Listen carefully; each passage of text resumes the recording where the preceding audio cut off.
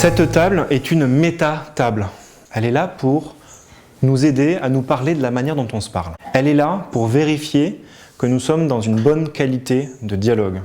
Si je suis sur un indicateur qui s'appelle le questionnement, qui s'appelle l'argumentation, qui s'appelle la franchise, le franc-parler, et qui s'appelle l'écoute, eh bien je peux juger, moi, personnellement, au sein de mon codir, parce que là aujourd'hui on sera en codir élargi, je peux juger si le niveau de questionnement, il est à 50%, à 90% bon, ou si finalement je ne suis pas satisfait du niveau de questionnement de nos échanges et je vais donc me servir de la table pour dire non, il est vers le moins. L'écoute, c'est la capacité à ne pas savoir ce que je vais dire avant que tu aies terminé ta phrase. La franchise, le franc-parler, quand je suis franc avec toi, ou quand je suis franc au boulot, ou quand je suis franc au codir, ou quand je suis franc entre collègues, c'est que je suis capable de te dire quelque chose qui pourrait nous délier, toi et moi. L'argumentation, c'est est-ce que j'avance assez des raisons pour lesquelles je dis ce que je dis. Et questionnement, c'est est-ce que je suis assez dans l'acceptation du challenge, comme on dit aujourd'hui dans les entreprises, c'est-à-dire est-ce que je suis OK pour remettre quelques croyances qui sont les miennes en jeu.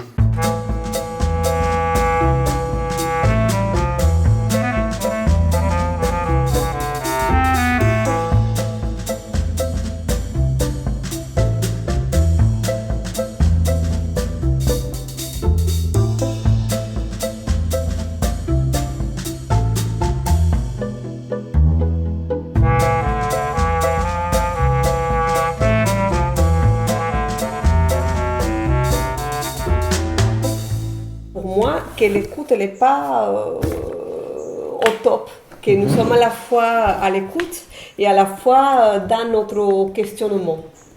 Et je crois que le questionnement, voilà, c'est surtout là, je dirais que les deux points sur lesquels on est les plus avancés, c'est sur la franchise et sur le questionnement. Bon, l'argumentation, je la laisse à 0 pour l'instant. On est dans plutôt de l'exposition d'idées et pas dans l'argumentation.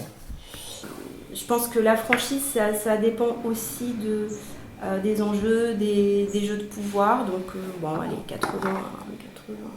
Argumentation, moi je mettrais du 80% parce que je trouve que chacun a présenté ses arguments non pas sur un ressenti mais en s'appuyant sur son expérience, sur ses convictions. Vous voyez combien on vient de se parler de la manière dont on se parle et de la manière dont on est présent les uns aux autres. Il me ressort 3 choses au moins. Premièrement, que nous devons continuer à être présents les uns les autres parce que la qualité d'écoute n'a pas été à 100%, malgré les efforts des uns et des autres. Donc je vous demande à tous de couper vos portables, je vous demande à tous de faire vraiment attention à ce que disent les uns les autres.